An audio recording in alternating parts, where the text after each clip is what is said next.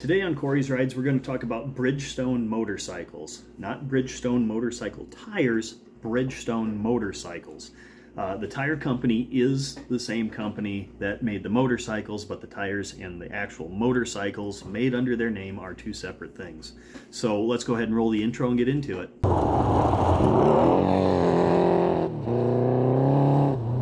First, let's go over some quick basic facts on Bridgestone motorcycles. Bridgestone Tire Company, the parent company, started in 1931 and is currently the largest tire manufacturer in the world. They started into motorcycles by making bicycles in 1946, later on adding a gas engine in 1950.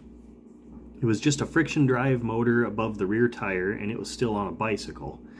The first real motorcycle they made didn't come along until 1958, which was their first model, a 50cc two-stroke powered BS Champion. They eventually ended up ending production of all their motorcycles in 1970, but let's see what happened between 58 and 70 with the timeline.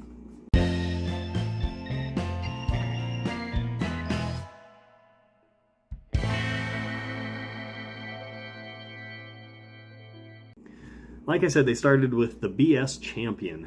It had a stamped steel frame and a fan-cooled 50cc two-stroke. It was updated in 1962 and called the Champion 3. In the United States, it was called the Super 7.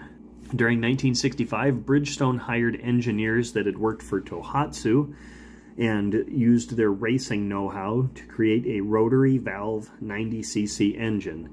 They slapped a high pipe on it also and called that variant the Mountaineer. Later on, a 177cc engine was introduced, still 1965. It was their first engine to use oil injection. Instead of mixing oil in the gas and putting it into the engine, it was directly injected. That also used a rotary valve like the 90 did. It did have a really odd gearbox.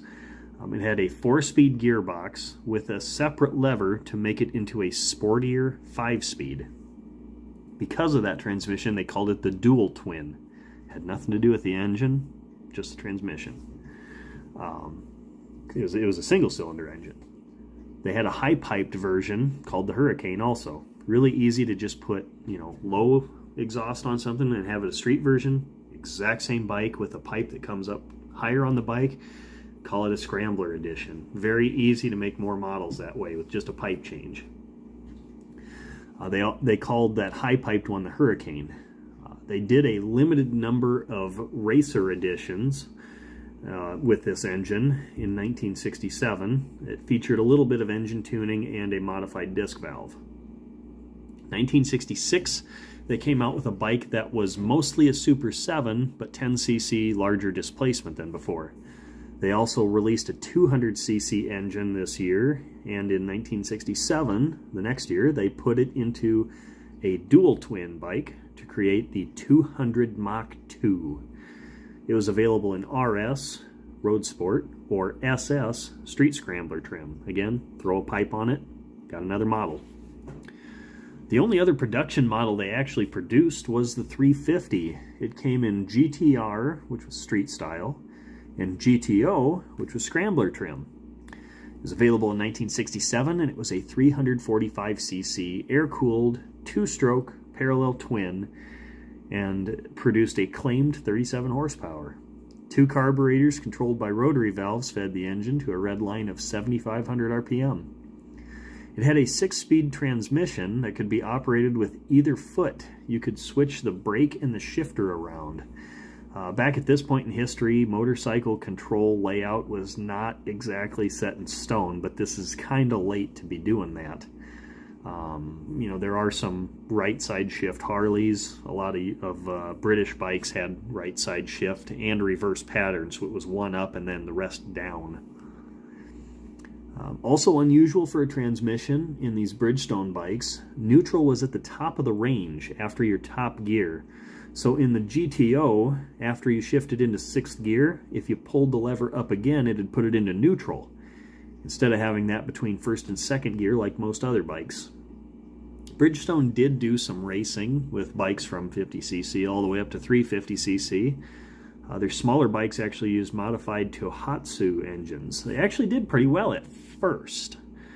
They entered a bit of an oddball in the 1966 Isle of Man TT race.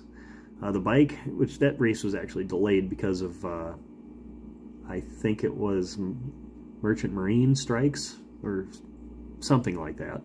But anyway, the bike they entered for that race could rev to 18,000 RPM and had a 10-speed gearbox. They did not do well in racing in 1966 in other events and decided not to race after 1967. They didn't race in 1967 either. So being a Japanese company, starting out in the shadow of the Big Four, they had plenty of challenges. The Big Four, when I refer to that, I mean Kawasaki, Suzuki, Yamaha, and Honda, if you didn't know. Since Bridgestone supplied tires to all of them and didn't want to damage any business relationships, they agreed to not compete with the Big Four at home in Japan. The majority of Bridgestone motorcycles were actually exported to the United States. High cost of manufacturing due to the technology they were trying to use, and the high cost of exporting them, combined with low sales numbers, created a perfect storm to end Bridgestone motorcycles. In 1970, a Bridgestone GTO cost as much as a Triumph Bonneville, but it was much less impressive as a motorcycle. They couldn't do well enough in racing, and eventually they had to give in to the pressure put on them by the other companies they supplied to choose between making tires or motorcycles. So they went with tires. That turned out to be a better move in the long run. Today, Bridgestone continues on as a tire manufacturer with 181 production facilities across 24 countries. And believe it or not, that's all I've got on Bridgestone motorcycles. They were not around very long. They didn't make a very big impression. They didn't really do anything pioneering or all that interesting.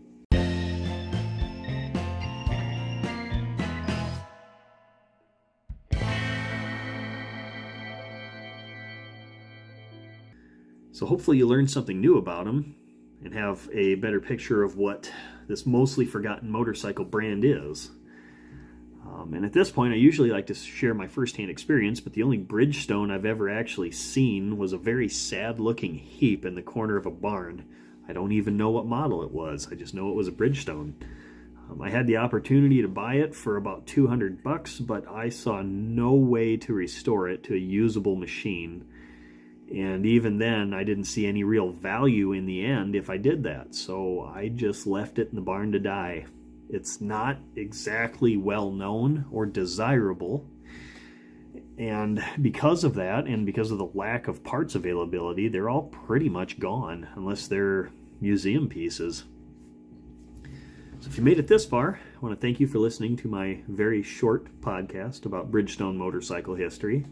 If you have owned or ridden one of these bikes, let me know what it's like, because I've never seen one run before.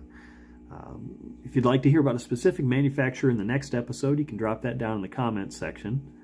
If you're a channel subscriber, or even better, a supporter, I'll put a lot more weight into those suggestions. Thank you for listening, and I'll be back with another episode soon. Don't forget to do all the things to make the YouTube algorithm happy, like, subscribe, like the video. If you're a really wonderful person, consider supporting the channel. Thanks for watching.